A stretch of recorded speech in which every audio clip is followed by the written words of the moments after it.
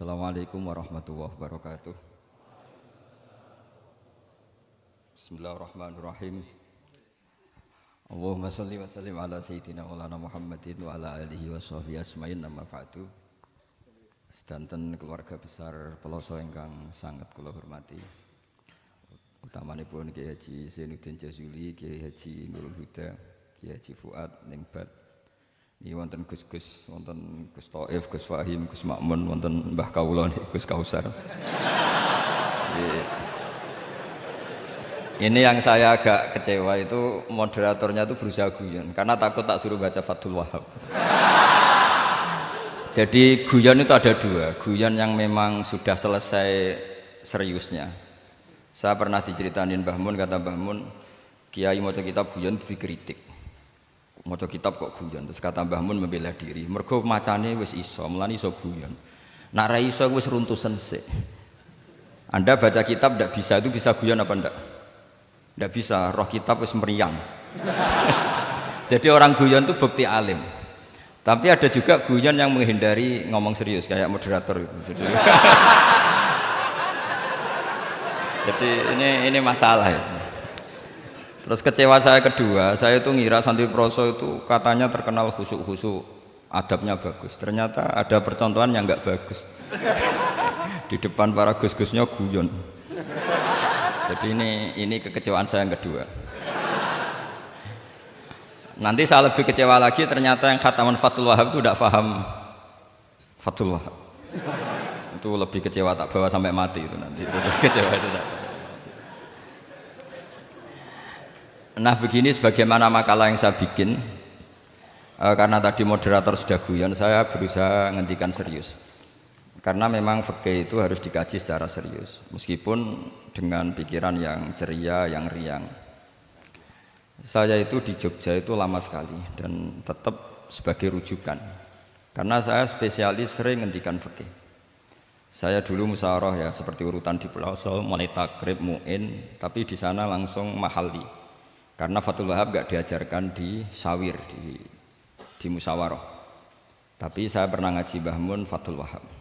Dan beliau sering berpesan, nak kanggo masyarakat ojo wahab repot, nganggo mahalli saja. Mahalli itu kan Rohibin itu yang mensarai minhajud thalibin. Ini bukti bahwa saya ini alim betul, bukan guyon yang dari tidak alim itu. Jadi ini bedanya saya dengan moderator. Nanti kalau nggak percaya diuji di sini di depan.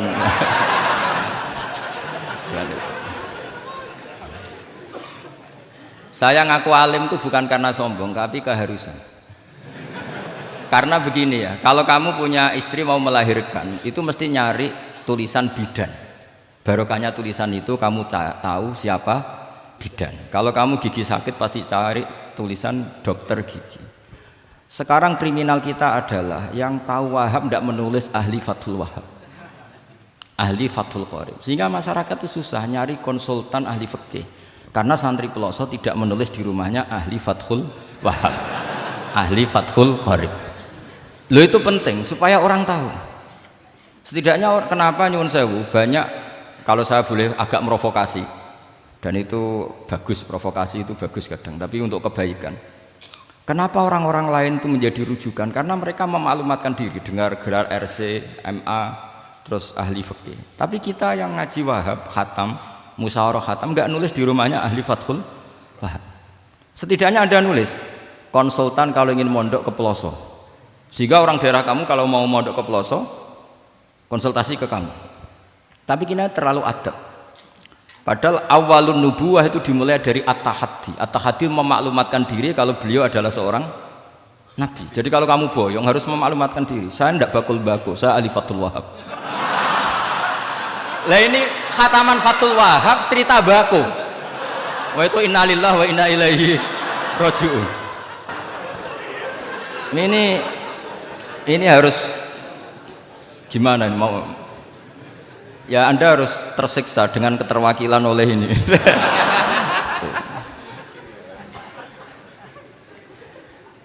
Saya ini baca kitab banyak sekali, termasuk kitab Ithaf. Ketika beliau mensarai Ihya, itu cerita kitab yang saya baca fil fikhi itu dihitung mulai mazhab Syafi'i sampai Hanafi semuanya. Saya baca kitab tasawuf ini. Jadi memaklumatkan diri. Awal dari nubuah itu memaklumatkan diri.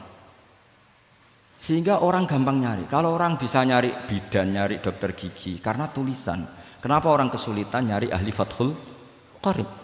Kalau kamu ahli konflik tulis saja, konsultan spesial cerai karena pengalaman pernah cerai, tulis saja. Kalau ahli jomblo tulis saja, ahli perjodohan. Supaya orang tahu keahlian kamu di mana.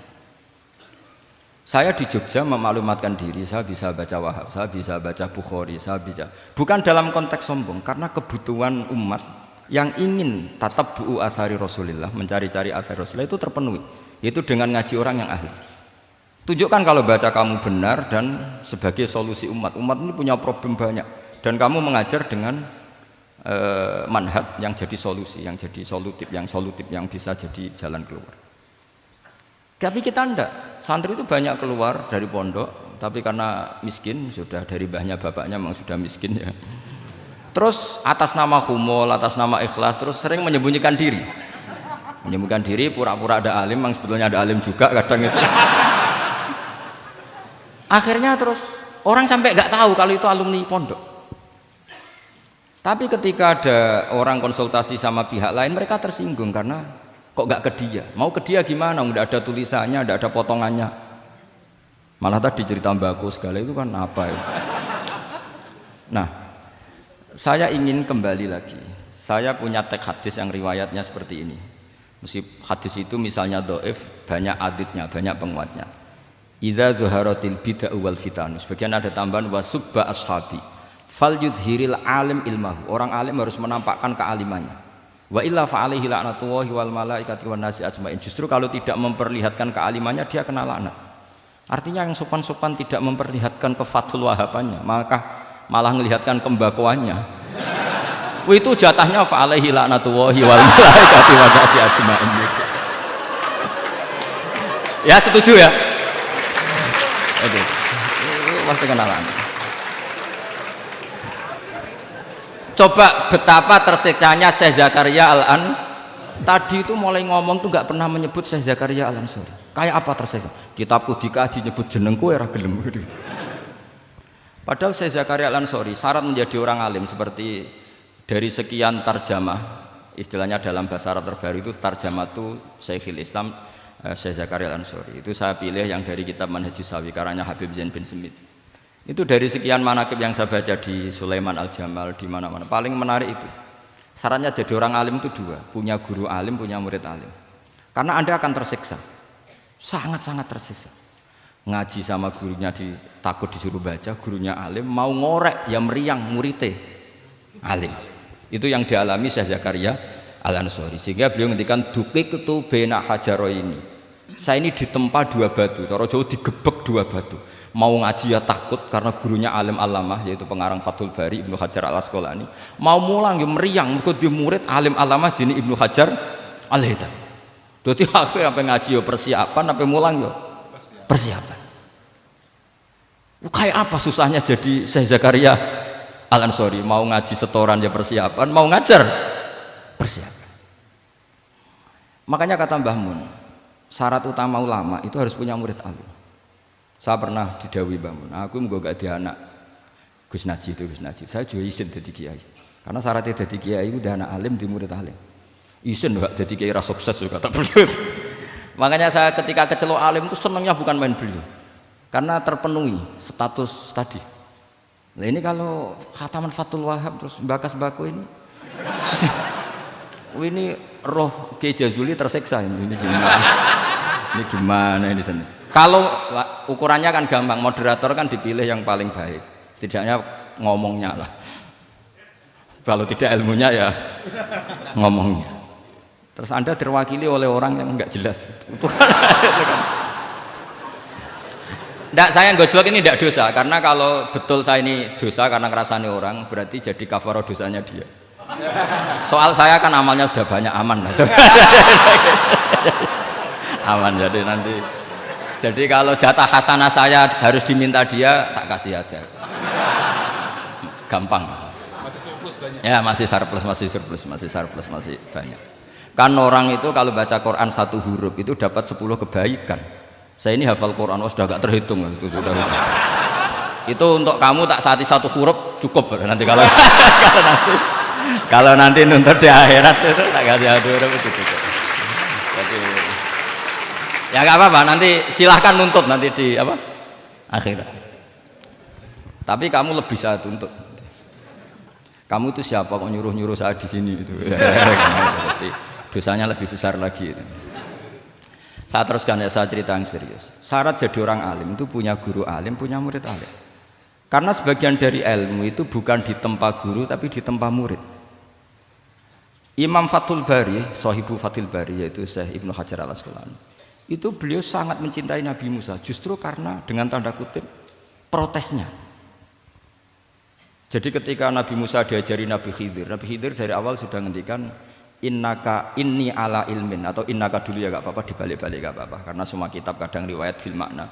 Innaka ala ilmin allamaka wah malam a'lamhu wa inni ala ilmin allamanillah malam ta'lamhu. Kira-kira terjemahan bebasnya, kamu punya ilmu yang diajari Allah saya tidak tahu, saya punya ilmu yang diajari Allah kamu tidak tahu, maka innaka lan tastati'a ma'iya sabra, kamu tidak mungkin bisa menyabari saya, bisa memaklumi saya. Tapi kata Nabi Musa ngotot, tidak, saya harus belajar sama anda. Oke, silahkan belajar tapi jangan tanya. Pertanyaannya itu jangan tanya, fala tas'alni, kamu nggak boleh tanya. Kalau kamu ingin jadi murid yang baik nanti jangan tanya, itu dosa. Ya dengarkan saja. Nah, tapi Nabi Musa tetap tanya. Ketika ada kejanggalan secara syariah, Nabi Musa tetap tanya. Dan itu oleh kitab-kitab tasawuf dianggap dengan tanda kutip kesalahannya Nabi Musa. Meskipun min babi hasanatil abrar sayyiatul muqarrabin. Tapi di kitab fikih itu dipuji sundul langit. Protesnya Nabi Musa. Jadi di kitab tasawuf disalahkan karena kitab tasawuf pemuja tadi ketertaatan pada guru. Kitab fikih enggak. Ini bukti adallud dalil bahwa Musa itu orang pilihannya Allah. Dia tidak sabar, beliau tidak sabar kalau melihat kemungkaran. Jadi gugatannya Nabi Musa dianggap apa? Sur'atu ghiratihi fillah atau sur'atu ghairatihi fillah. Ada yang baca ghairah, ada yang baca ghirah. Ini karena ngadepi santri Fathul Wahab. Saya terpaksa baca 2 kali. Siji ben ketok alime, nomor loro nak kowe ra iso tak warai, nak maca. Karena dalam kiro asap ya mesti gitu, kalau nggak doikin ya dikin. Karena yang satu cara berpikir masdar itu aslul mustaqot, maka nggak perlu kena harokat munasabah. Jadi saro yasiru sairon, tidak perlu siron. Faza yafuzu fauzan, tidak perlu fuzan karena masdar aslul mustaqot. Jadi tidak perlu kompromi dengan harokatul munasabah. Tapi orang Arab tetap bilang dikul maisha. Apa? Tetap bilang dikul maisha. Tapi kiroah kita fala takufi doikin, bukan pakai apa? Dikin. Ya, makanya kemungkinannya 2. Saya baca 2 kali ben ketok alime. Karena saya ini menghormati sampean. Mosok ngundang wong ra alim kan isini-isini wong. Nomor 2 anak kowe ra iso tak warai. Kalau bacanya itu 2. Jadi andai kan saya ngajar di Pondok Pelosok, saya baca mesti 2 kali. Wayah sibu zaidun kada, wayah sabu zaidun kada. Karena dalam qiraat sab'a ada yang baca yahsibu, qiraat kita baca yahsabu. Tapi guru-guru kita kalau ngajar fikih itu bacanya yahsibu. Tapi kalau baca Quran yahsabu. Ya kan Quran kita kan ayah sabu Allah yaqdiru alaihi ahad, bukan dibaca ayah sibu. Saya teruskan. Jadi syarat jadi orang alim itu harus punya guru alim dan murid alim. Imam Fathul Bari ketika menganalisis Nabi Musa itu beliau memuja Nabi Musa. Ini bukti ghirahnya Nabi Musa yang luar biasa. Beliau paling tersinggung kalau untuhikat hurumatullah. Orang sudah ditolong kok gak matur nuwun malah merusak perahunya. Jadi itu secara syariat itu mungkar. Kalau mungkar ya harus diprotes. Artinya itu sifatu madhin. Protesnya Nabi Musa itu sifatu madhin, bukan sifatu dhammin. Itu Ibnu Hajar Al-Asqalani, gurunya Syekh Zakaria Ansari. Ketika orang tasawuf nganggep yang dilakukan Musa itu agak-agak mazmum karena protes sama guru. Pertanyaan saya ke anak-anak Fathul Wahab, kamu milih siapa? Milih partainya Ibnu Hajar Al-Asqalani apa milih partainya orang tasawuf? Selama ini roh potongan ini sampean milih sing tasawuf. Karena sampean dengan ilmu pas-pasan ini nggak suka kalau ada murid tanya. Mboten ngaku mawon. Tapi karena tadi logika syariatnya kata Ibnu Hajar Al-Asqalani, Musa itu kalimullah termasuk ulul azmi, sementara Khidir hanya seorang nabi. Apa yang dilakukan Musa tentu lebih keren karena beliau seorang nabi dan rasul. Jadi jangan kira terus di situ merupakan mangkobah, satu derajat yang luar biasa bagi Nabi Khidir mengalahkan Musa, itu enggak. Tapi ini juga mangkobah bagi Musa, betapa enggak sabarnya beliau ketika untuhikat furumatullah. Dan itu Ibnu Hajar Al-Asqalani dalam bingkai itu. Jadi beliau itu sangat ringan sekali. Artinya gini, kita bahas Zakaria Al-Ansori enggak bisa tambah bakas gurunya, yaitu Ibnu Hajar Al-Asqalani. Nanti sama bakas muridnya. Lah yang mulai bakas muridnya itu kamu harus siap-siap. Karena kiai-kiai di pelosok itu alim alama. Masalahnya nanti pasti di muridnya. Saya Zakaria Al-Ansori aman karena punya murid Ibnu Hajar Al-Haytami. Ibnu Hajar Al-Haytami aman karena punya murid Zainuddin Al-Malibari yang ngarang ya, mulai jenengan ini. Jadi masalah bukan pada gurunya, tapi pada siapa? Muridnya. Terus Ibnu Hajar Al-Asqalani itu orang yang luar biasa. Saya pengagum beliau karena saya kalau baca Bukhari pakai pertolongan sarah beliau yaitu Fathul Bari. Itu beliau kalau protes, sukanya memang protes. Beliau itu nakot itu ahli kritik, ahli protes. Beliau termasuk sering kritik Imam Nawawi, kritik orang-orang sebelumnya. Tapi ya dalam konteks kebaikan. Imam Nawawi itu punya sarah namanya Sarhu Muslim Lin Nawawi. Terus beliau punya kitab fikih Minhajut Thalibin yang disadur oleh Syekh Zakaria dari Manhajut Thulab. Yang satu pakai Minhajut Thalibin jamak mudzakkar salim, yang satu pakai Manhajut Thulab pakai jamak taksir. Kitab Minhajut Thalibin sendiri dari kitab Muharrar karangan Imam Rafi'i, terpaut sekitar 3 orang sampai ke Imam Rafi'i dari Imam Nawawi. Imam Rafi'i ngarang itu dari Al-Wasid, Al-Basid dan Al-Wajiz karangan Imam Ghazali. Dan itu saya punya. Kitab indukannya Imam Ghazali Nihayatul Matlab fi Dirayatil Mazhab saya juga punya karangannya Imam siapa? Haromen. Terus sampai Mukhtasarul Muzani. Saya tadi sempat bawa kitab Mukhtasarul Muzani. Bareng ngerti ini kok jadi pengajian umum lemes ya. Waduh, mau nyalahkan Gus Kausar Mbah nggak berani. Tapi saya tadi matur sama Gus Kevin, Gus ini kok jadi pengajian umum, nggak tahu. Sebenarnya saya ingin anak Wahab saja terus tak marahin terus pulang. Tapi ini di depan orang banyak, kalau marahin kan nggak baik ya sudah saya tak rileks saja. Ya. Tak ceritakan bukti keseriusan fikih itu dikarang. Misalnya begini, ini contoh Zakaria Al-Ansori, Syekh Zakaria Al-Ansori ketika dengan tanda kutip sering bilang wa ta'biri bidzalik aula min ta'biril asli kadan atau a'ammu min ta'biril asli kadan. Kenapa ada gugatan takbir? Karena takbir itu apapun hebatnya, karena dikarang seorang manusia itu ada falta, ada keterselipan di situ. Meskipun satu kedipan mata yang beliau salah, ya Ragus. Misalnya begini, definisi sholat ya kita kan sering dengar sholat itu apa? Umumnya orang kan aqwalun wa af'alun, muftatahatun bitakbir, muftatamatun bitaslim. Pertanyaannya definisi itu tidak jamek mana? Karena hunaka sholatun la qawla fiha wa la fi'la, yaitu sholatuman ajrus sholata biqalbi. Kalau sholat itu adalah harus ada akwal, yaitu kayak baca Fatihah dan syahadat di tasyahud sani, harus detail, sama nggak boleh nyontohkan kayak tasyahud di tahiyat ula, itu kan hukumnya sunat. Kalau kamu nggak bakul-bakul harus tahu kayak tasyahud di tahiyat saniyah, atau karena yang tasyahud awal sunat. Ada akwal kayak Fatihah tasyahud fit tahiyatis saniyah. Terus ada af'al. Tapi pertanyaannya, hunaka sholatun la qawla fiha wa la fi'la, yaitu sholatuman ajra sholata biqalbi. Maka perlu ditambahkan walau hukman, meskipun akwal dan af'al itu hanya secara hukum. Karena kalau hanya itu tidak jamek manek kalau dalam bahasa mantek, atau tidak mutarid akis, tidak memasukkan semua fardun min afrodil mu'arraf. Jadi kula ngetok nang alim demi ngergani sampean supaya ketok nak sumber utang ora salah. Mau salahnya ngatur kiai itu ya agak salah, itu agak salah betul. Saya itu juga agak gimana. Besok itu saya diminta Gus Reza misi sama Gus Reza. Gus Reza itu cucunya Mbah Karim. Mbah Mun dulu ngaji Mbah Karim. Jadi orang kok kayaknya manfaatkan saya sak karepe dhewe gitu karena saya ini mangkalah tua terus. Padahal saya kalau mau angkuh ya, kalau saya boleh sombong. Itu buyut saya ketujuh itu namanya Mbah Soleh bin Asnawi Sepuh, itu gurunya Mbah Soleh Darat. Dan Mbah Soleh Darat gurunya Mbah Hasim. Tapi angkuh kan haram, jadi ya sudahlah pakai tawaduk saja. Sebenarnya kalau saya boleh angkuh, kalau sampean malah lebih bisa angkuh lagi, ketemu di Nabi Adam. Lebih. Putu Nabi. Saya ulang lagi. Kalau kamu mengkaji Wahhab secara serius, itu kajilah seperti saya ini. Bahwa hukum itu harus dibenturkan dengan fardul masalah, dengan pengandian masalah. Misalnya begini, kalau ada hewan ketabrak truk jago, tentu kita diskusi hanya ayam jago, karena kalau ayam kecil kan gak eman, kelepek-kelepek meh mati. Cara pikirannya sampean ini yang anak-anak Fathul Wahhab itu boleh disembelih apa enggak? Tanpa disembelih pun pasti 1 menit lagi mati, atau setengah menit lagi mati. Karena dia kejat-kejat hanya prosedur kematian, memang syaratnya harus kejat-kejat. Tapi kan dia sudah tidak punya hayatun mustaqirrah. Kalau kamu pas musyawarah Fathul Wahhab itu disembelih halal apa haram? Tidak, sampean jawab saja, enggak usah sungkan, enggak usah jawab aja. Ini ada Gus Makmur, ada Gus Wahim. Halal apa haram?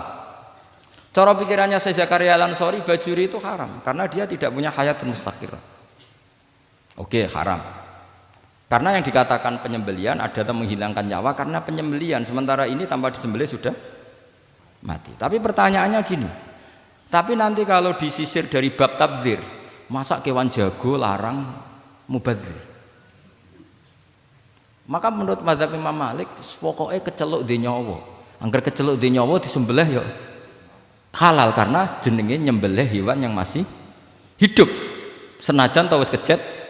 Kamu milih mazhab Maliki apa Syafi'i? Ini ayam jago loh, bukan ayam kecil. Karena kalau yang kecil kan ikhlas. Itu kan seperti kepiting, banyak kiai ngaramkan kepiting. Yang keberatan banyak karena kepiting besar. Tapi ketika yuyu diharamkan nggak apa-apa, kecil aja. Padahal ilatul hukmi sama. Kira-kira kepiting sama yuyu, tahu sama yuyu? Itu kehidupannya sama nggak? Gaya hidupnya sama apa enggak? Sama. Tapi ketika kepiting itu ada perdebatan. Yang setuju halal banyak karena iman rasanya. Tapi ketika yuyu dikatakan haram, ada nggak yang protes? Tidak ada. Ikhlas semua kayak gitu. Ini ahli fikih apa ahli nafsu gitu.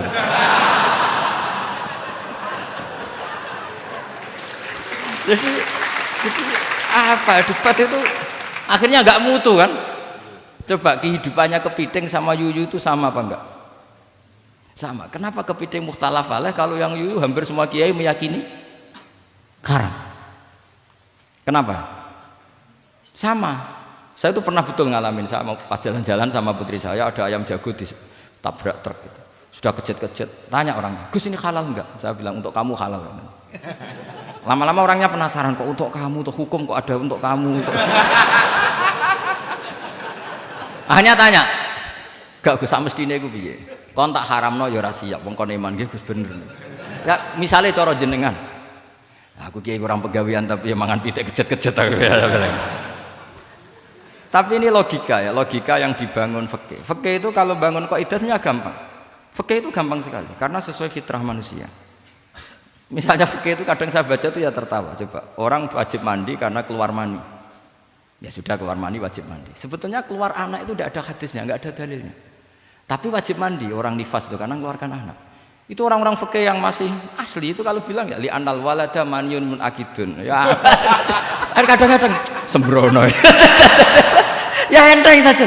Mbah jenengan tak nonton tenan kok ngendikane gitu. Li anal walada maniyun munakidun. Jadi sampean itu ya maniyun nah gitu. Jadi khurujul mani itu ya punya far'ul hukmi yaitu khurujul walad. Sama-sama yujibul husla. Karena sama-sama apa? Maniyun batin mbah tak nut tenan kok terus ini ajak guyon apa piye gitu. Dan ulama itu memang rileks. Ketika Syekh Zakaria Al-Ansori membela mazhab Syafi'i yaitu dalam konteks tahur. Kita tahu kan kalau ghafir itu mengampuni, kalau sering mengampuni disebut ghafur. Syakir orang yang terima kasih, kalau sering syukur disebut syakur. Sehingga rata-rata sifatnya Allah itu ikut sifat mubalaghah, wahhab, faul ya. Ya kan itu aturannya gitu kan, fa'alun aw mif'alun aw fa'ulu fi kasratin an fa'ilin badil. Nah, logikanya kalau wa anzalna minas sama ima'an tahura, artinya kalau nak maknani gini, wa anzalna lan nurono ingsun Allah minas sama isange langit. Nurono ma'an ing banyu tahuron kang iso nyucikno bolak-balik. Karena faul adalah untuk lil kasroh atau lil mubah. Harusnya enggak ada mustakmal. Maka saya sering kadang balelo, enggak ada mustamalan karena wazannya faulan, tohuron. Tapi Imam Zakaria Al-Ansari, Syekh Zakaria Al-Ansari bela-bela madzhab Syafi'i, kata beliau, ya'ti faul bima'nal alat, kayak sahur lima yutas saharubi. Tapi ya agak-agak takalluf.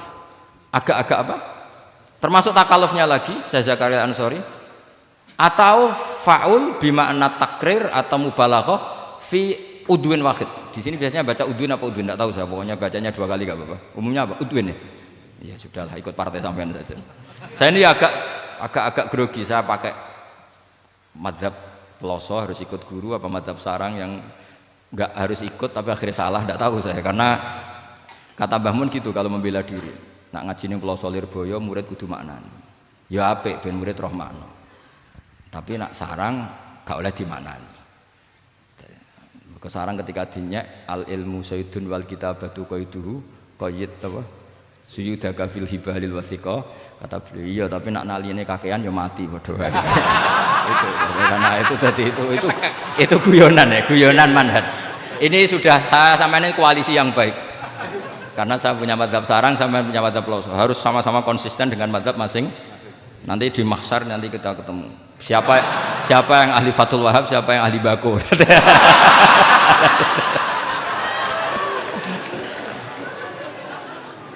Nah, pikirannya Fathul Wahab kalau sampean khatam betul itu untuk takrir tapi fi udwin wahid, yaitu air yang sudah mensucikan ini misalnya masih bisa mensucikan ini, yang bisa mensucikan asal masih fi udwin wahid. Ya sudah, di situ saja takrirnya atau mubalaghahnya di situ, bukan ke anggota yang lain. Oke, itu meskipun agak, tapi Imam Malik dan semua ulama hampir mengatakan tohur itu ya tetap di kasrotil istimal, artinya ya sudah bisa takrirut tathir. Tapi yang bilang tathir digugat lagi, digugatnya gini, tohur itu mubalaghah dari tohir, bukan dari mutohir. Ini kalau sampean Fathul Masail, sampean nggak pernah tahu Fathul Masail sedetail ini. Nanti diulang lagi khatamannya. Tohur itu bukan mubalaghah dari tohir tapi dari mutohir. Padahal bahasan kita tentang tathir bukan tentang tuhur. Sampean mikir toh?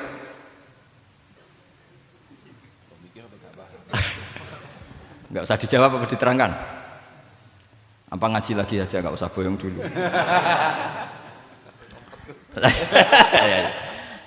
Nah, kemudian akhirnya ulama mulai mikir bahwa lama nalit tohiriyah ilah dengan fungsi tohuriyah, tidak ada gunanya disetatuskan suci kemudian tidak berakibat mensucikan, karena ini air masih murni ma'un mutlaq, kecuali kayak teh kopi berstatus suci tapi tidak mensucikan. Tentu ma'an tohuro di konteks itu adalah tohir mutohir, karena contohnya air mutlak bukan kopi. Berarti meskipun tohur itu dari mubalaghah tohir tapi maknanya mutohir, itu perdebatan. Akhirnya apa? Orang itu menjadi cerdas, terutama di era Ibnu Hajar Al-Haytami, karena beliau ahli fikir. Beliau itu cerdasnya Masya Allah. Tapi apapun itu, beliau tetap manusia. Kecerdasannya kadang berlebihan dalam aturan yang dipatok madzhab Syafi'i, termasuk mensyaratkan Jumatan harus orang 40. Sekarang pertanyaannya gini, sama tak beri pertanyaan, harus bisa jawab. Meskipun salah nggak apa-apa, saya butuh jawaban, nggak butuh benar, karena sudah tahu mesti agak salah itu, nggak apa-apa. Ketika ada satu kampung yang orangnya tidak sampai 40 dan mereka ingin Jumatan, menurut kamu itu harus Jumatan, apa boleh Jumatan, apa harus duhur? Apa ya Jumatan ya duhur? Masyarakat nggak mau biasanya. Tidak, harus Jumatan, boleh tidak Jumatan, apa harus duhur? Apa nggak perlu ada hukumnya, ben karepmu. Nah, di kitab-kitab I'anatul Thalibin Sayyid Abi Bakar Sato itu beliau ngendikan kamu harus tetap Jumatan meskipun jumlahnya belum 40. Karena apa? Madharat tarkil Jum'ah itu lebih ngeri ketimbang mensyaratkan 40 yang asal usul dalilnya itu tidak jelas. Imam Ahmad bin Hambal kalau ditanya apakah Jumatan harus 40, itu ghadiban sadidan, marah besar. Lam yarid fil adat nasun, kata beliau. Enggak ada dalam adat Jumat dan nas. Imam Syafi'i itu hanya asumsi, biasanya wong 40 mesti ana waline. Tapi potongan-potongan gini meskipun sebanyak ini kan enggak, sampean menjamin enggak kalau ada 200 orang ada walinya ini? Dulu itu 40 orang pasti ada walinya, sekarang mbok 1000 enggak ada jaminan ada wali. Dulu itu ada 2 wali, yang satu rokok, dikritik sama yang enggak rokok. Mosok pangeran dikebuli katanya karena tapi wali rokok ini ahli tauhid. Allah laisa bimakanin katanya. Saya tidak tahu ini tadi ya, kacau. Wali itu kalau sudah debat itu bener mana? Yang satu goslo, wali kok rokokan, pangeran kok dikebuli. Yang satu bilang apa? Allah laisa bimakanin. Terus saya teruskan. Jadi perdebatan di fikih itu sebetulnya semuanya itu rasional. Karena fikih dibangun di bawah qaidatul fikhi, qawaidul fikhi dan usul fikih. Dan semuanya itu muktabas atau multamas atau makhud min Rasulillah sallallahu alaihi wasallam. Sekarang saya beri satu analogi. Pernah ada satu kejadian Rasulullah sallallahu alaihi wasallam menghentikan la yusalliyanna ahadukum illa fi Bani Quraidah. Kamu jangan sholat asar kecuali sampai Bani Quraidah. Kira-kira saya ngomong sama santri, kamu jangan sholat asar kecuali sampai Lirboyo. Sebelum sampai Lirboyo ternyata kadati samsu antaghruba, matahari hampir tenggelam. Fariqun minhum, sebagian dari sahabat milih sholat di tengah perjalanan meskipun itu belum sampai Lirboyo. Alasannya musyaroah fil waktu supaya tidak qadha. Yang sebagian milih sholat di Lirboyo meskipun ba'da antaghruba samsu, meskipun matahari sudah tenggelam. Ketika dilaporkan ke Rasulullah itu falam ya'nif, ada yang baca falam yu'annif wahidan, tak baca 2 kali karena ini nanti bisa jadi debat kusir. Sampean bacanya ya'nif apa yu'annif enggak tahu, pokoknya saya baca 2 kali. Kalau baca sampai 3 kali yang 3 salah karena memang pilihannya hanya 2. Kalau ada pilihannya 3 tak baca sampai 3 kali. Nabi tidak menyalahkan salah satunya. Yang satu pakai konstitusi yang namanya asar itu ya qabla antaghrubas samsu. Yang satu cara berpikir Nabi jelas mansus harus di Bani Quraidah. Sekarang pertanyaannya, kaidah umum tentang, saya ulang lagi, kaidah umum tentang asar itu qabla ghurubis samsi dilawan nas harus di Bani Quraidah, menang mana? Nas sama kaidah umum. Kira-kira kalau kamu ngaji usul fikih, menang nas. Tapi pertanyaannya, nas itu butuh mahal. Tentu boleh seperti itu. Asumsinya Nabi adalah jangan-jangan sampai sana memang belum hurufus samsi. Maka makna yang mesti benar adalah esari'u fil masyi.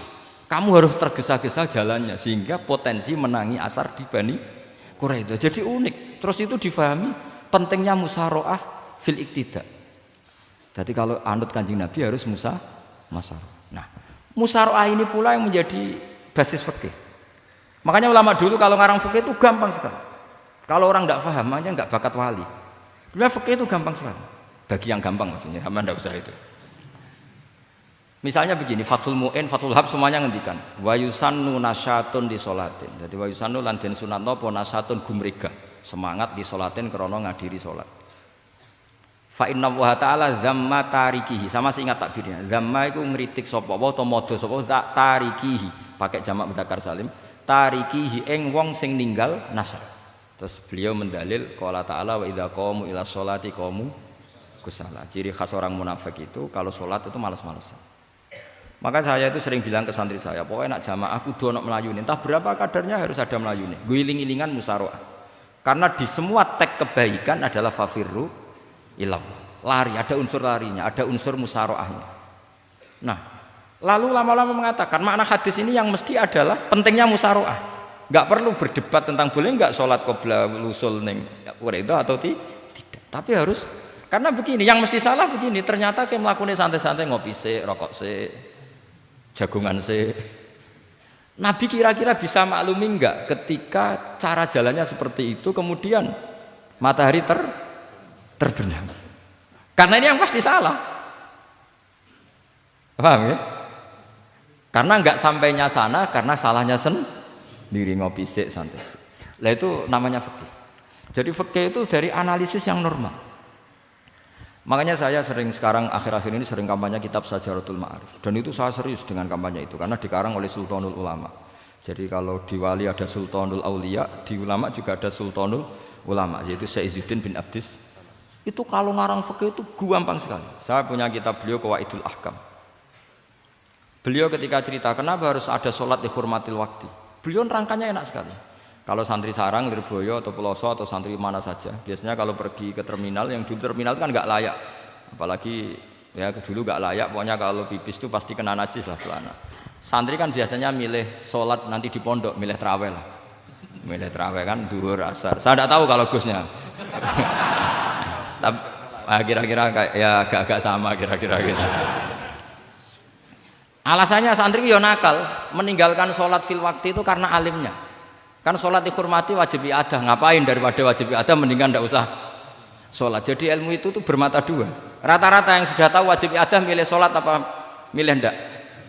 Ndak, potongan-potongan rai gini tuh. Ndak, kira-kira aja. Milih ndak kan karena tahu wajib iadah.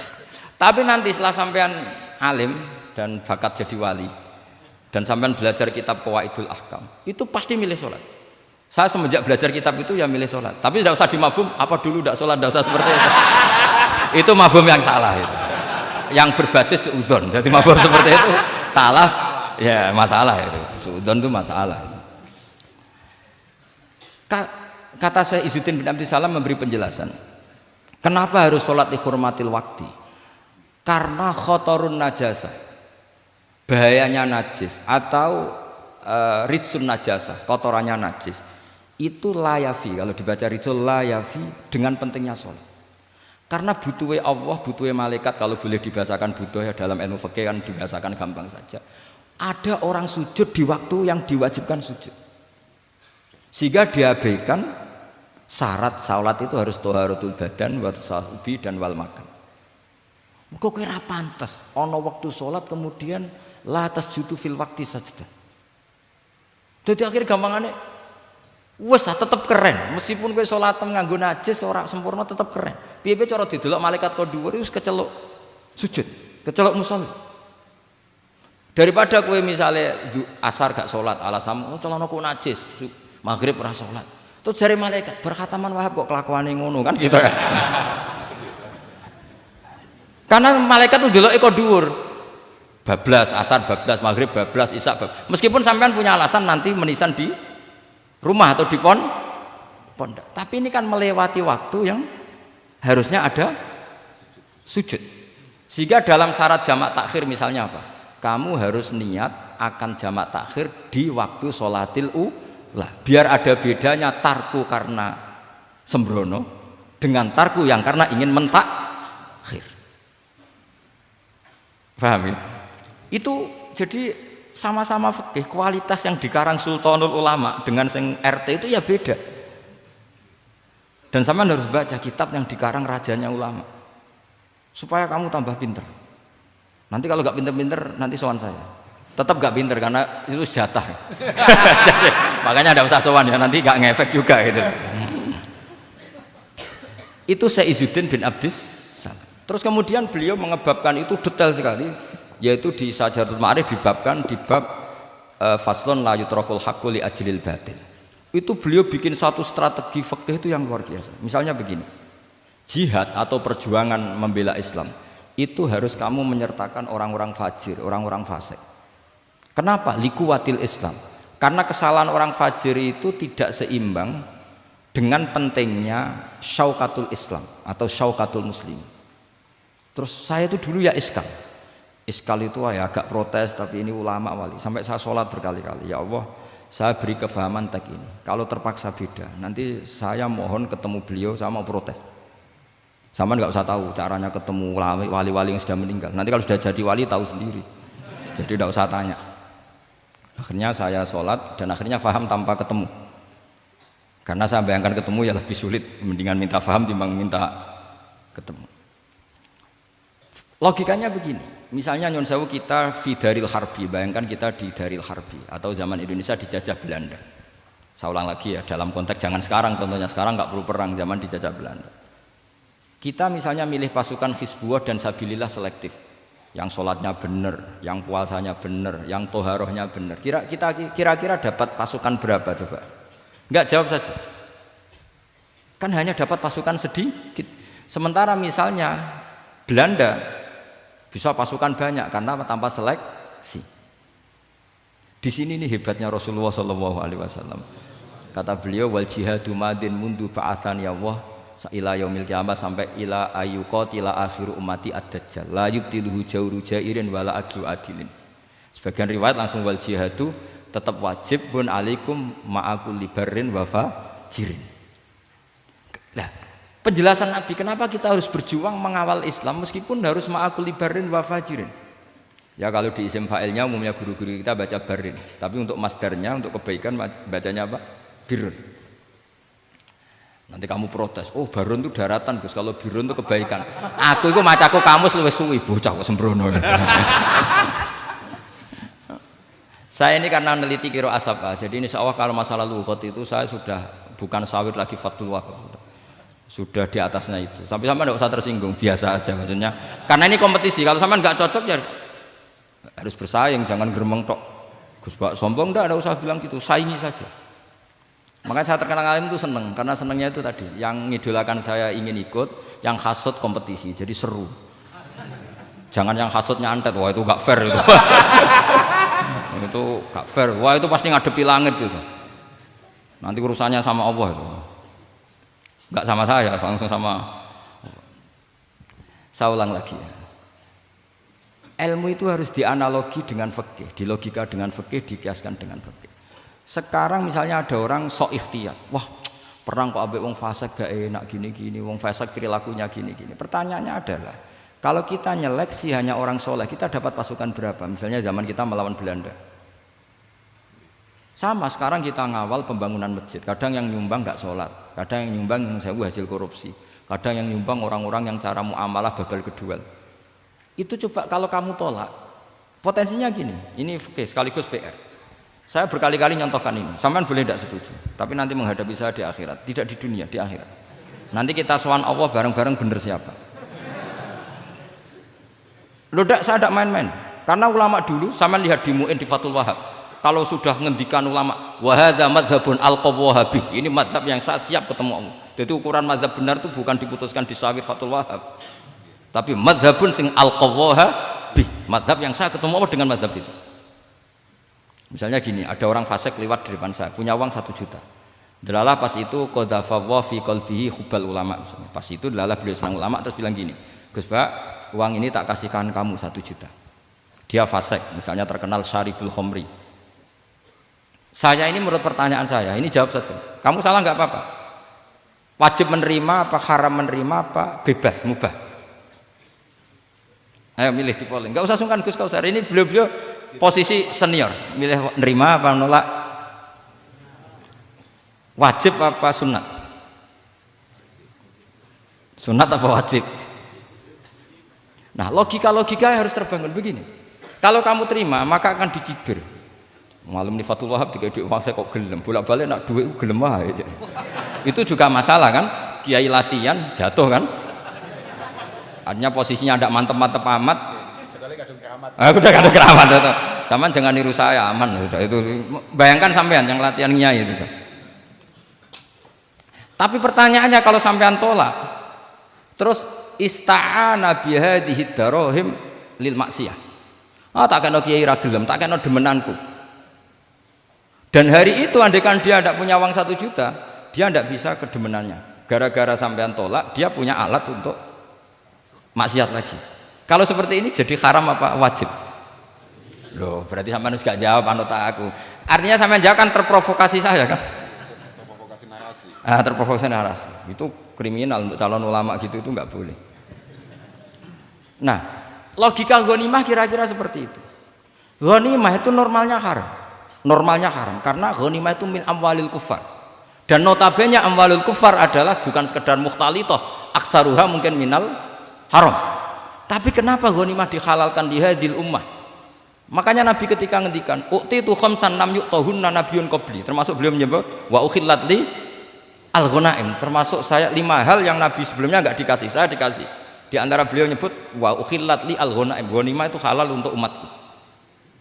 Itu kan kenapa Nabi menyebut itu? Karena normalnya ghanimah itu haram karena min amwalil kufar. Tapi kenapa dihalalkan? Saya pernah ditanya seorang dosen, kenapa itu halal Gus? Saya itu kok nggak nyaman. Karena ini jenis orang ikhtiyat. Terus saya bilang gini, andai kan kamu digarong sama garong, kemudian garong itu bawa senpi, bawa pedang. Karena kamu merasa itu tidak milik kamu, monggo gadani jenengan betul malih. Wah ya tidak bisa Gus, nanti dipakai garong lagi. Sama amwalul kuffar. Andai kan lau a'toinahum, andai kan kita kasihkan lagi ke mereka, maka akan dipakai isti'anah, dipakai pertolongan atau alat untuk kekuatan kekafiran mereka. Di sini sirinya kenapa ghanimah menjadi halal. Tapi kenapa Nabi sebelumnya kok dikatakan haram? Karena logikanya memang haram. Itu hebatnya Allah Subhanahu wa taala sama para kekasihnya. Ada kekasihnya yang dipilihkan haram, yaitu Nabiun qabla Rasulillah sallallahu alaihi wasallam, karena normalnya memang haram. Ada nabi yang fikihnya lebih dinaikkan lagi, yaitu dihalalkan supaya harta ini tidak dipakai i'anah alal maksi. Sampean milih fikih mana coba? Lah saya berharap pintere Khatam Fathul Wahab itu paling enggak sampai seperti ini. Bariku nantang saya enggak apa-apa. Tapi nanti ketemu di akhirat. Nah itu fikih. Jadi fikih itu. Nah, tapi kan iso wae Gus nampani khadzun nafsi lah, itu mulai masalah kan. Makanya yang seperti itu jangan untuk khadzun nafsi. Karena kita butuhnya itu nyita supaya ini enggak dipakai kekuatan maksiat. Jebule mbek kon malah ngopi rokokan. Nah, ini orang kan terus curiga, jebule nek ambek duit ya do gel. Buktikan kalau Anda tidak pakai. Kamu terima sebagai penyitaan, tapi Anda tidak pakai. Wah itu hebat. Tapi kalau kamu terima wajib, kemudian kamu pakai poya-poya, wah itu ya fikihnya benar, kelakuannya ra benar. Nah saya berharap Anda memahami fikih itu sampai seperti saya ini. Syukur-syukur lebih. Meskipun ya agak-agak mukhalaf tapi bisa diperjuangkan itu. Enggak apa-apa. Kamu doa di saat istijabah, ya Allah saya ingin mengalahkan Gus Baksa, ridho dengan doa itu. Tapi tak jamin enggak mustajab. Karena sudah berbasis ghil, kebencian itu. Doa yang berbasis hasud pasti tidak mustajab. Jadi makanya saya rela kalau ada kompetitor, karena tadi pasti. Jadi fikih itu gampang. Misalnya begini lagi, saya beri sekian contoh. Di sini tadi saya minta Gus Kevin untuk membawakan Babul Hijrah, juz 4 kitab Mahalli. Karena Mahalli itu namanya Kanzur Rohibin sebetulnya, cuma yang ngarang Mahalli lebih terkenal dengan istilah apa? Mahalli. Beliau nyarai kitab Minhajut Thalibin. Imam Mahalli itu senior. Jadi Syekh Zakaria Al-Ansori itu ya beliau sudah menyulap Minhajut Thalibin jadi Manhajut Tulab, tapi beliau ikrar kalau itu awal-awalnya dari Imam siapa? Nah, sekarang pertanyaannya gini, saya misalnya nempat di Korea Selatan atau di Amerika, saya sudah punya tanah di sana, saya ulang lagi punya tanah di sana, punya komunitas di sana juga saya nggak diperlakukan buruk, bisa sholat, bisa puasa. Hukumnya saya pindah ke Indonesia atau ke Mekah atau kemana saja, hukumnya haram apa boleh? Saya tidak mendapat perlakuan yang macam-macam. Kalau saya disakiti dan dipaksa menjadi kafir, maka wajib hijrah. Kalau nggak ada pemaksaan itu, kira-kira hukumnya gimana? Ada ulama yang mengatakan hukumnya haram hijrah, harumatil hijrah. Karena apa? Li alla yastauliya bitil kalbukah atau tikal bukah al kufaru. Karena sebetulnya kamu tidak dianggap sekedar pindah ke Indonesia, tapi membiarkan tanah yang dulu kamu pakai sujud, tanah yang dulu kamu pakai sholat, tanah yang sudah menjadi komunitas muslim menjadi komunitas kafir. Berarti dianggap pembiaran. Itu fikih. Jadi fikih itu logikanya sebetulnya normal. Maka seperti ini, saya masih ingat betul pernah didhawuhi Mbah Mun ketika di Madinah. Nak zahire hadis ya, iku Sayyidina Ali iku ya ono salah. Ndak salah loh redaksinya, ono salah. Mergo Nabi sering muji wal Madinatu khairun lahum law kanu ya'lamun. Madinah adalah kota terbaik. Sataftahuna kadza wa kadza, Nabi sampai gitu. Tapi Nabi selalu ngendikan wal Madinah khairul. Tapi Sayyidina Ali tetap pindah ke Irak, Kufah ya, zaman itu terkenalnya istilahnya Kufah karena belum ada istilah Irak. Ke Kufah. Pindah ke Kufah, kemudian beliau menyebarkan Islam di Kufah. Terus punya murid awal namanya Hasan Basri, murid paling sukses. Itu orang-orang Basrah, bukan orang Temanggung, orang Basrah. Itu orang Basrah. Semua riwayat mengatakan itu orang apa? Basrah, jelas bagul-bagul. Bukan. Itu sangat jauh dari. Nah, karena Hasan Basri murid paling sukses ini pindah ke Basrah, maka ilmu setelah itu Basrah. Sehingga idza ikhtalafatil Kufah wal Basrah quddimatil Basrah. Akhirnya menyebar sampai Baghdad, jadi kubbatul Islam. Orang bisa dikatakan alim kalau sudah dikatakan alim di Baghdad. Termasuk Imam Syafi'i itu ngajinya di Baghdad. Padahal beliau lahirnya di Gaza. Huzah itu kalau sekarang itu apa? Gaza. Askolan itu juga Palestina. Nah, dawe Mbah Mun. Tapi Sayyidina Ali ku wong alim. Saiki nak wong Islam tengok-tengok ning Madinah berarti membiarkan bumi Allah di sana-sana itu tanpa ada Islam. Akhirnya Sayyidina Ali tidak mengikuti dohire hadis. Tentu Nabi Sayyidina Ali pasti mengikuti hadis, tapi hadis wal Madinatu khairul lahum law kanu ya'lamun itu ada konteksnya. Keluar dari Madinah linasril ilmi itu juga ada konteksnya.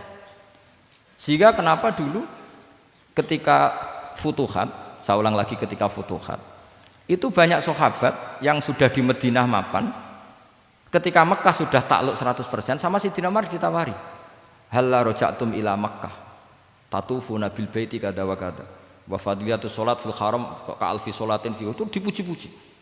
Mbok yo pindah ke Mekah, Mekah sekarang sudah milik kita, salat di Mekah itu ka alfi salatin kada wa kada.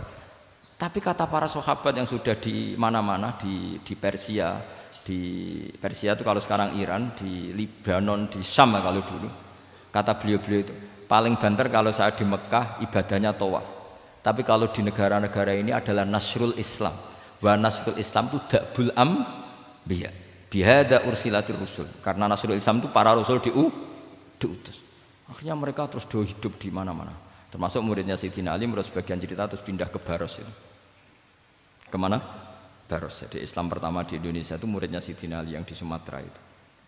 Nah, pertanyaannya adalah, kalau kamu punya murid atau anak pamit mau kuliah di Jerman atau di Australia, kamu milih melarang apa menyuruh? Kalau melarang, kalau menyuruh takut katut perilaku barat. Kalau melarang berarti kamu membiarkan Jerman tanpa ada yang sujud. Padahal semua bumi diciptakan Allah, ju'ilat lanal ardu kulluha masjidan. Lah itu fikih. Fikih akan berdebat untuk hal-hal seperti itu. Ini saya beri contoh. Ini masih ada waktu 10 menit. Ya, jangan lama-lama nanti malah bingung.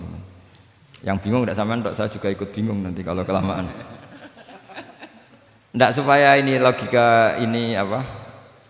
Logika fikih ya, fikih yang sedap ini tadi sudah halaman 227 ya. Ini tidak supaya sampean tahu, karena saya pernah belajar detail ya tentang Mahali sama Qalyubi. Ini kalau di kitab ini halaman 227 ya, tentang juz 4 ya, halaman 227 juz berapa? 4. Saya beri contoh ya, ini supaya clear ya masalah posisi kita. Jadi misalnya sama orang Indonesia pindah ke negara lain, terus Indonesia kemudian ditempati orang-orang yang nggak benar, berarti kamu ikut tanggung jawab. Saya baca, Bismillahirrahmanirrahim.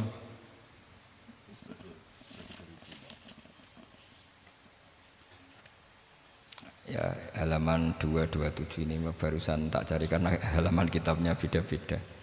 Bidaril harbi. Terus ada kata-kata fa'in roja madzukiro. Roja itu kembali ke kalau seseorang itu bidaril harbi berharap masyarakat situ bisa Islam, bisa dakwah, fa muqamuhu afdal. Saya juga mau baca makom apa mukom. Di sini umumnya baca mukom apa makom. Mukom ya, karena dari mati akoma yukimu ikomatan, berarti kan mukim. Kalau mukim ya resikonya harus dibaca mukom. Tapi kalau ada yang baca makom ya jangan dimarahin, mas, kasihan. Bakul bakowe bukan bener itu loh. Fa'in roja madzukiro famuqamuhu afdalu. Au qadara alal i'tizali harumatil hijratu. Umumnya di sini baca harumat atau hurimat? Ya boleh dua, ya. Boleh harumat, boleh hurimat. Kalau itu masih. Li alla yastauliyal kufaru ala mahallihi fayasbahu darul kufri. Jadi artinya gini, misalnya saya di Jogja misalnya, atau di Jakarta atau di Batam, di situ atau di Papua, di situ kamu merantau di sana sudah bisa menciptakan komunitas Islam. Kemudian kamu pindah, itu bukan dianggap pindah secara mubah karena kangen keluarga, enggak, tapi ada masalah. Setelah kamu pindah ini yang menghuni siapa? Jangan-jangan min dari sujud ila niklab misalnya. Itu fikih. Jadi fikih itu sebetulnya normal saja. Tapi karena kita baca tidak detail, terus kayak apa gitu, kayak fikih itu aneh semua. Dasar gak bakat alim. Jadi sebetulnya fikih itu normal. Gitu. Makanya kembali ke tadi, kalau orang alim tidak mau izharul ilmi, fa alaihi la'natullahi wal malaikati wan nasi ajmain. Misalnya saya ini terkenal membawa Islam yang mudah, yang menyenangkan. Orang itu sampai maksiat itu cari kesenangan. Orang sampai maksiat itu karena cari kesenangan. Tapi kalau kesenangan itu tidak didapatkan fit to'at, karena to'at dikampanyakan secara agak teroris. Kamu sholat tidak mesti diterima, karena baju kamu nggak mesti semuanya halal. Sujud kamu tidak mesti diteror, sehingga orang yang sholat tuh, sholat ya orang mesti ditompo, mendingan nggak sholat.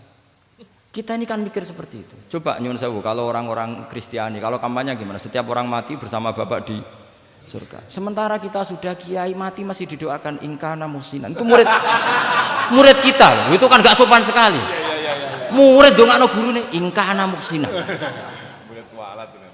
Gurune kok muhsinane ditaklek ingkana muhsinan. Cara aku dadi gurumu sembrono guru darane.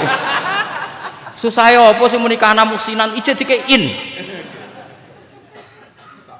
Itu kan saya belum pernah doakan Mbah Mun gitu. Kalau saya mendoakan beliau supaya diampuni, doa saya tak rubah gini. Ya Allah antal ghafur wa anta dzu maghfirah. Maka sepatutnya jenengan mengampuni guru saya. Jadi saya itu kalau bilang ingkana itu kayak gimana gitu. Tapi ini urusan daug ya, sampean enggak boleh protes. Tapi sanate ngono Gus, niki kitab ngono, sampean ngrubah sanad. Ya saya kalau enggak bisa apa-apa kalau sampean protes gitu. Sampai ngerubah adab kalau gitu. Nak protes-protesan. Lu coba misalnya Syekh Abdul Qadir Jailani itu Sultanul Aulia ya. Terus beliau misalnya wafat di Ploso. Terus kamu berdoa ingkana muhsinan coba. Ini ketuane wali di ingkana.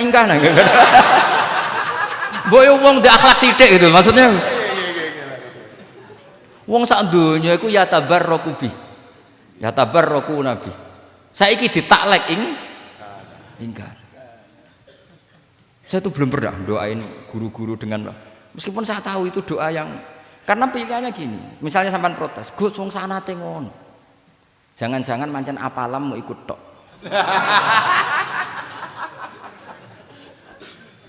Loh Imam Syafi'i itu kalau doain mayit, ini sekaligus ijazah tapi haram ditiru. Ya tapi ijazah tapi haram ditiru. Imam Syafi'i itu pernah ngecewakan seseorang karena beliau itu idola, ada orang meninggal beliau diminta rawuh. Doanya hanya gini toh, ya Allah, Engkau itu tetap menjadi Tuhan meskipun tidak menyiksa orang ini. Jadi menyiksa orang ini tidak kebutuhan Engkau. Kalau tidak jadi kebutuhan Engkau ya tidak usah dilakukan. Itu terus pulang keluarganya gerembeng. Piye dong ngono tok. Tapi satu keluarga itu diimpeni, mayat itu diampuni gara-gara doanya Imam Syafi'i. Ya Allah, anta ghaniyun. Anta itu ghaniyun an adzabin. Engkau tidak perlu menyiksa orang ini. Engkau tetap Tuhan, tanpa menyiksa orang ini tetap Tuhan. Jika itu tidak kebutuhan engkau, ya sudah tidak usah dilakukan. Terus iya. Jadi kalau saya doain guru-guru ya Allah sifat ghafur engkau itu pasti efektif. Enggak mungkin sifatnya jenengan kok boten tembus. Ya sudah, ya seperti itulah ya Allah.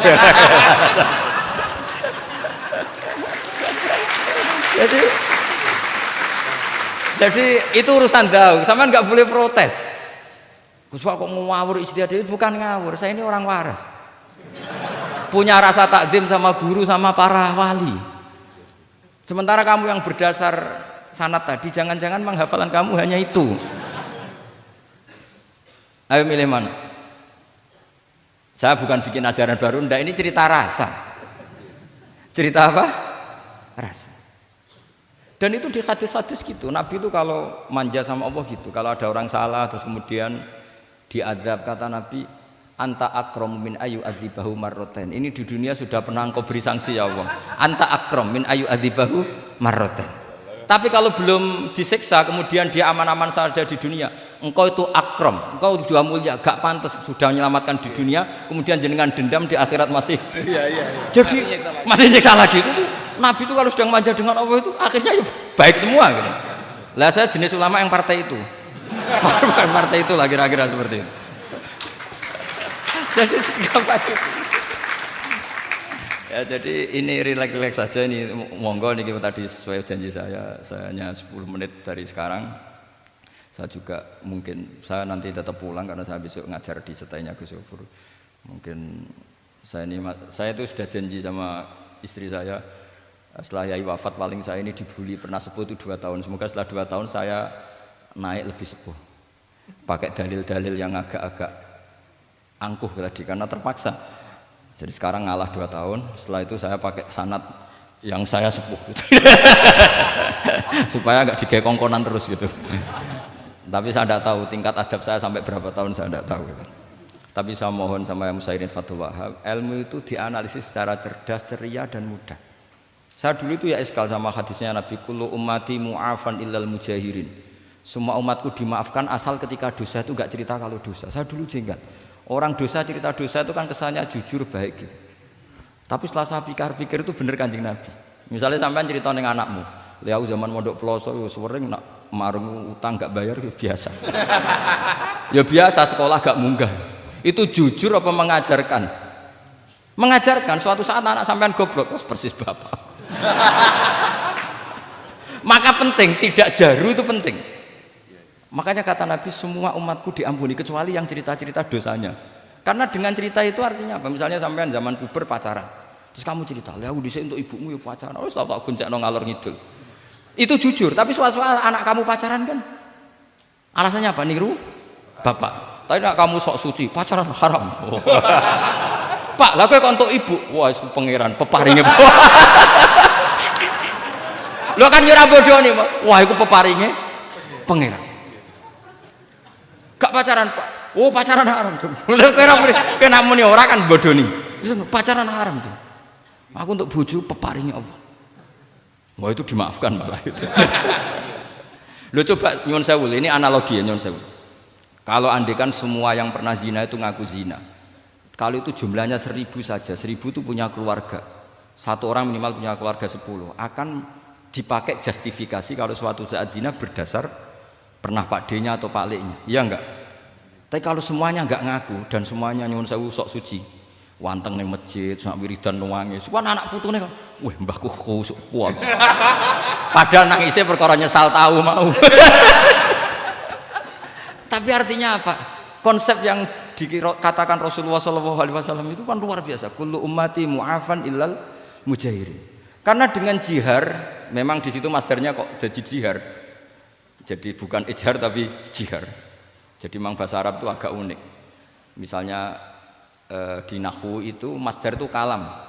Kalam berarti sulasi mujarrad. Tapi fiilnya enggak kelaku. Kalimah yaklimu kalaman itu enggak melaku. Sing melaku lam yatakallam. Tapi padahal masdarnya kalam. Jadi suara sama raya aku pengalaman. Masalah lughat itu pengalaman sekali. Jadi memang bahasa Arab itu lucu. Apalagi lafadz bagho malah paling kasus dalam bab yungqolu.